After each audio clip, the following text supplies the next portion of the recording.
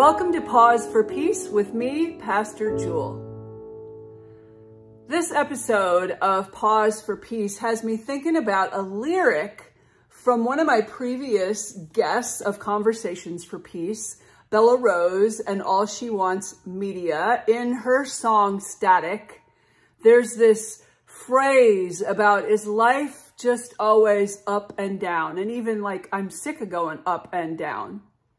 And I'm thinking about that phrase today because as we look upon our days and on our nights, we might find that we feel like we're in this pattern, in this roller coaster of going up and down, of having these amazing joys in life, these incredible experiences that just leave us like having this amazing euphoria, this high, and then having these moments that cut us down as quick as can be and leave us feeling depleted or dejected or angry or just full of all of those emotions none of us want to have. And so there is a way in which we can wonder, is that all it is going up and down? And for some of us, this trait is more difficult than others. Some of us have a personality that's put together in such a way that we can actually be caught up in that cycle and can almost create and almost like sabotage ourselves in such a way that our life is constantly being cut down when we're feeling amazing. And for some of us, getting to a place of equanimity, of being even keel, is really, really important work that we have to do. We might need some therapeutic interventions to get us there and some constant awareness and conscious raising to see when those patterns are catching us. But also there's a little bit of a reality that life is a bit up and down. I mean, think about the life of Jesus that's recorded in the Gospels. It wasn't like a total fabulous time every day. There were moments when Jesus was embraced and welcomed and almost like fawned over. And then we have stories in Scripture. In fact, when he goes back to his hometown, the story is that he's chased out of town. They are so upset with him and he leaves. He has to depart there. There's nothing amazing, no healings he can even do there. No work that can really be accomplished there when he's rejected. And there were times where his disciples got it and his teachings really landed and he could see the progress that they were making. And then just like that, they totally missed the mark and people didn't understand at all what he was talking about in this path of love that he was inviting them to be about. And you know, surely wasn't a good day when he lost his friend Lazarus, when he was grieving the loss of this amazing friend of his. And yeah, it was incredible that Lazarus was resurrected back to life, was called out from the grave and resuscitated back to life. But then it's not that much long after that, the stories of the Gospels read that Jesus found himself in a heap of trouble in Jerusalem. And he's arrested. He's put in a pit. He's left in this dark, dank pit overnight and not entirely sure what's going to come. And probably he's going to be meeting his end. The stories, depending on which gospel you're reading, there are gospels that present that he knew exactly what was going to happen. And then there's also gospels that present that he was asking for this punishment he was about to receive to be taken from him. This act of crucifixion, like, my God, please take this away. I don't want to undergo this. Life was not always just fabulous, fun times even for Yeshua, even for Jesus. Life can be complicated. There's a practice I've referred to before that is chronicled in the book Sleeping with Bread. It's this practice, this ancient Ignatian practice of examining our lives, of seeing those moments of being down, seeing those moments where our energy is depleted, where we're pulled off of these centeredness and these experiences of being in peace, these experiences of feeling contented. There are these moments that happen in life that pull us away from that. And then there are experiences that we have, and it might just be a flash of a reminder that comes to us, and something incredible opens for us. Something beautiful takes place. We have an awareness. We sensory experience how amazing this world is. There are these moments of what's called consolation and these moments of disconsolation. And so there's this opportunity through this ancient practice called the examine for us to sift through our days and our nights and to name those, to focus on them, not so that we are obsessing about them, but so that we can begin to see life is sometimes up and down, but life is not always down, and life is not always up. Life is all of it, and all we can do is notice and find a way to bring ourselves back to centeredness. Gratitude is one of the amazing practices we can be about that will change the composition of our brain and will immediately elevate our mood and change our energy. And we can notice and we can learn. We can begin to see the patterns of the things that pull us off, the things that really take us down into the depths that we don't want to be in, the experiences that are catching us, triggering us again and again. And we can look for the simple pleasures, maybe even the simple pleasures we need to cultivate so that we are able to have experiences of great joy and great meaning in our days. In our practice today, keeping in mind that beautiful lyric from Bella Rose's song, Static, keeping in mind that life was not always easy, even for Jesus himself.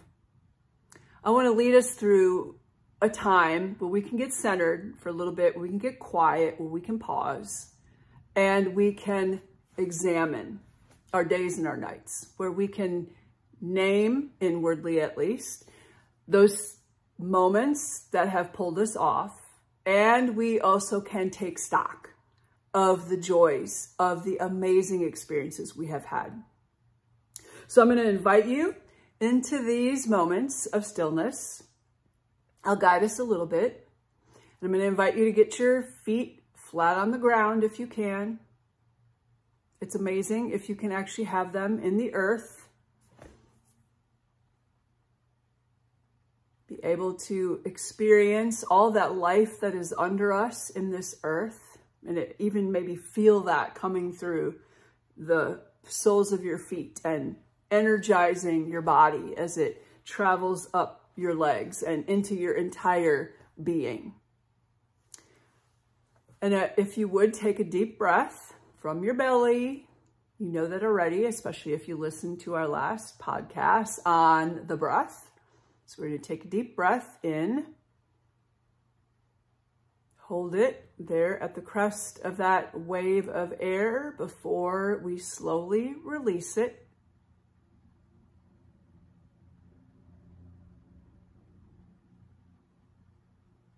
Let's take one more deep breath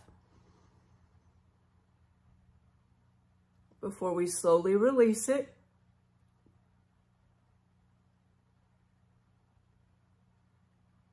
Let's settle in to a few moments of stillness, of some silence.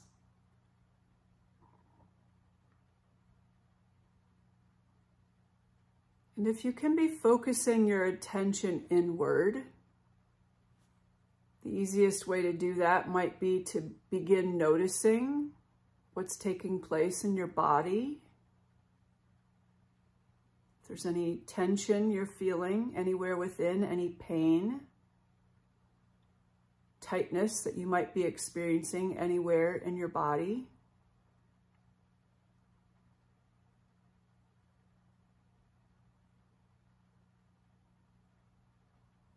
When those places come to your awareness, you can take a breath, invite your breath, your oxygenation of those cells to release any of that tightness or pain or tension. And another deep breath will help especially if you're sending the intention of those cells being oxygenated and releasing the tension and tightness and any pain.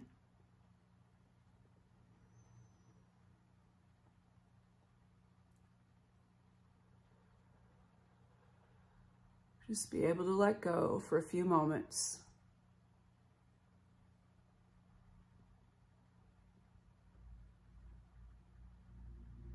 When you're feeling settled in here in your body, I'd like to invite you to begin sifting through this past week. Maybe you want to start with your weekend and not go all the way into the week, but begin taking stock of any moments, any experiences that really depleted you, that were truly challenging to you.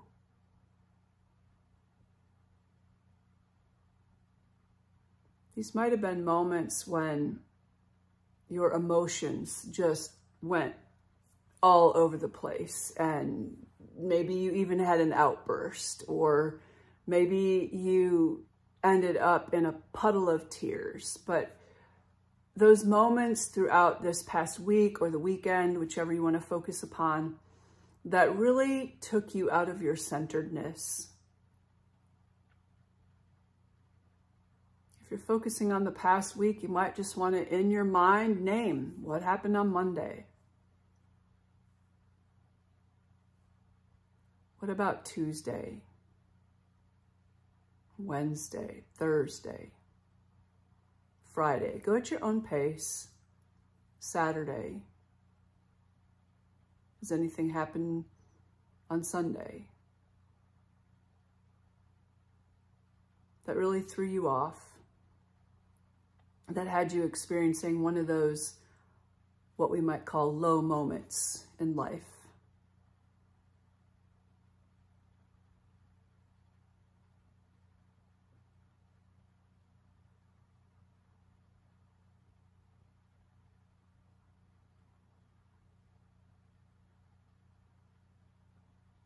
If you want to journal about this, you can.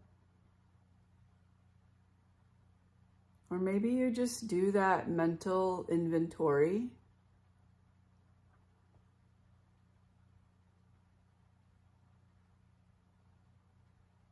Because in many ways, we don't want these necessarily to become our concrete focus. We want to pay attention to them, but we also want to release them. We want to let them float on down the river, let them just go away with the current, so that we're not fixating on these challenging moments. Because we do this so much, and we ruminate on these things which we can find difficult, and these things that pull us off-centered. And so many of us will then beat ourselves up because of those experiences we've had, or the reactions that we have had to a person. And then it just gets bigger and bigger and bigger. We want these to just float on by. The practice of examine, the Ignatian spirituality, this is a nightly practice to release, so that as we lay our head down for sleep, we can do so in peace. We really can let go of those things of which we're not proud, those things that have been a significant stumbling block for us in the last 24 hours.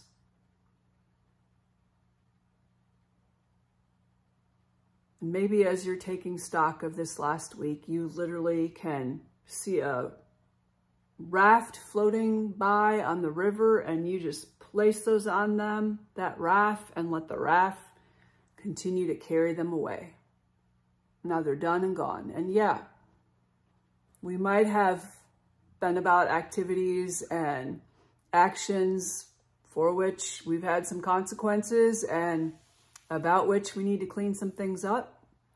But right now we can let them go and know that what needs to be rectified, we will take up again. We'll be responsible for our actions, and we'll do what we need to do, because we want nothing but love going out there into this world. And we know that sometimes things other than love go forth from our hearts and from our beings. And so we'll come back to those, make good as we need to, mend the relationships that we have to because of those.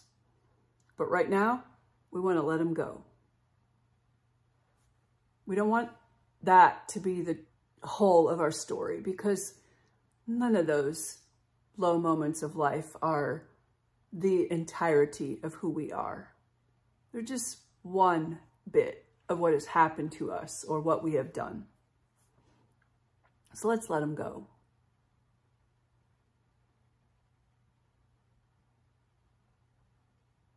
Let's take another three deep breaths. So first one, hold it at the top and then release.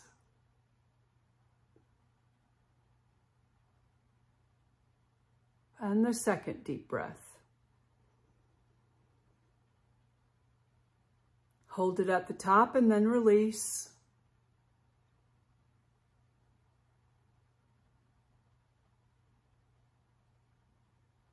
And the third deep breath. Hold it at the top and then release.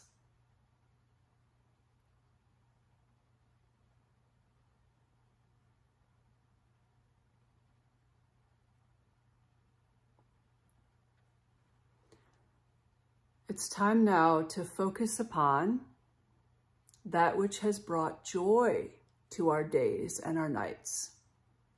The moments, the experiences, the events, the actions that have taken place in this past week, for which we give thanks.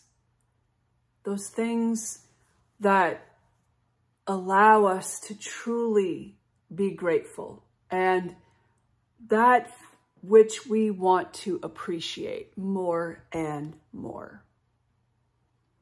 So I'm going to invite us once again to sift through this past week or the weekend, whichever works for you, or maybe you just want to focus on the last 24 hours. That's fine too. But if you are focusing on this past week, we begin at Monday once again. We do that because our podcasts release on Sunday. And I wonder if you can bring to mind now, or bring to your heart now, that which took place on Monday that truly sparked appreciation in you and for you, that allowed you to feel happiness, joy.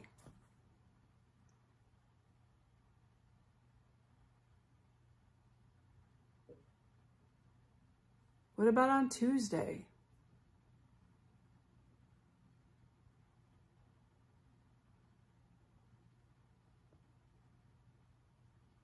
What about on Wednesday? Perhaps you even had the experience on Wednesday or another day of the week of meeting a new person for the first time. Maybe there was a little spark between you, or maybe there was just intrigue about their story.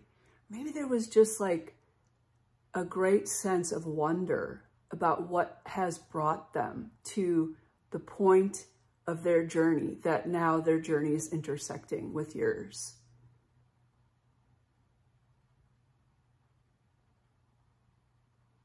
Maybe on Thursday, you had the biggest belly laugh with your best friend that you have had in forever, and you are so incredibly grateful for their presence in your life. Maybe on Friday, you were ecstatic that you actually made it through the day and that it was an opportunity to rest a little bit if you're a 9 to 5, Monday through Friday kind of worker. Or maybe it was a day when you were preparing for a big weekend of work and your culminating gifts able to be given to the world on the weekend in the work that you do, because you're not a 9 to 5, Monday through Friday kind of worker. What about Saturday? Was there sunshine peering through the clouds? Was it a bright, bright day? Did you get to see a beautiful rainbow or be on top of a mountain and notice fall leaves just having that hint of color?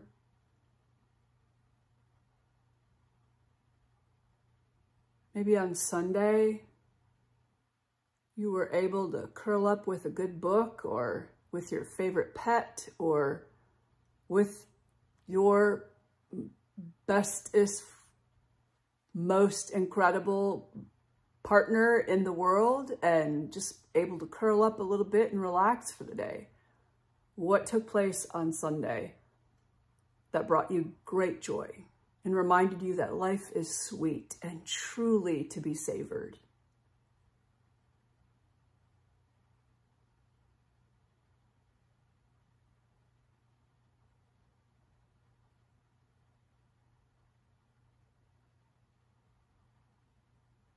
I hope as you're going through the list, taking stock of your week, that you're experiencing a shift in your energy within. You might even be like smiling inside and out because you can't help but have this gratitude just bubble up when we start to take stock of all the amazing highs that take place in life. These great moments that we get to experience. It's really quite incredible.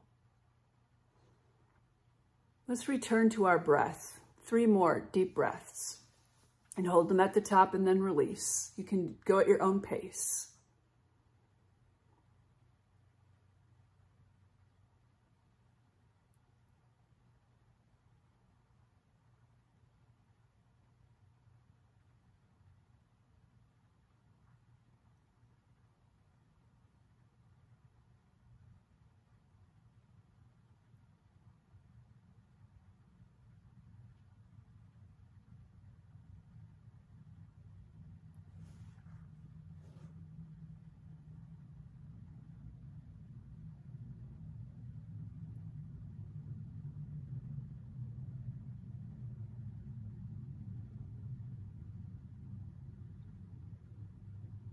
When you're ready, I'm going to invite you to open your eyes, return your awareness to this present moment.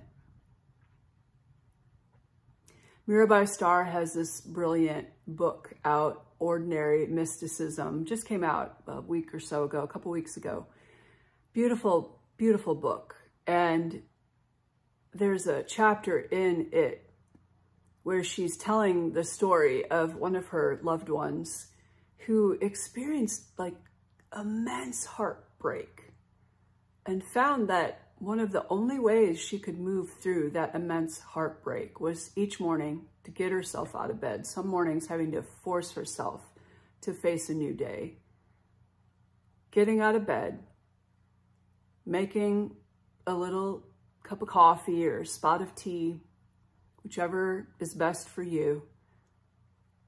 And this woman would sit down in the midst of her heart-wrenching, just raking, open, aching pain in her heart from a horrible loss, a devastating breakup that just came at a great surprise, and the love of her life was gone. without explanation. And here she was, just a puddle of every pain she had ever experienced. The practice that she began, even if it was just the simplest, littlest thing that she could name, was a gratitude journal. Was every morning with her cup of coffee, getting herself out of bed and naming just one thing for which she could be grateful, that would allow her to get through that day. This is the power of a practice like Examine, the power of a practice like a gratitude journal, the power to literally be changed.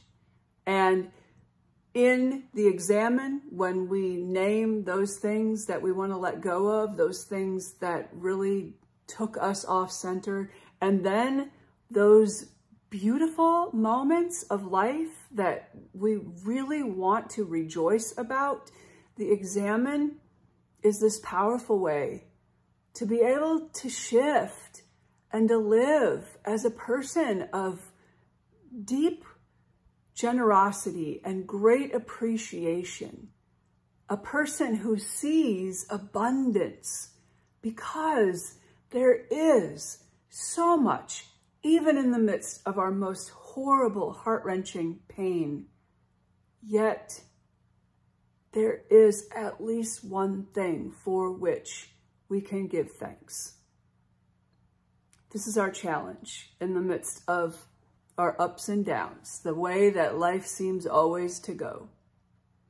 And I invite you in the week ahead to come back to this practice, especially if you found it incredibly helpful today. If you're feeling like your energy has shifted, having been about this Examine, then this is a practice that can be really powerful for you. Each night when you get ready to lay your head down on your pillow, you can examine your day.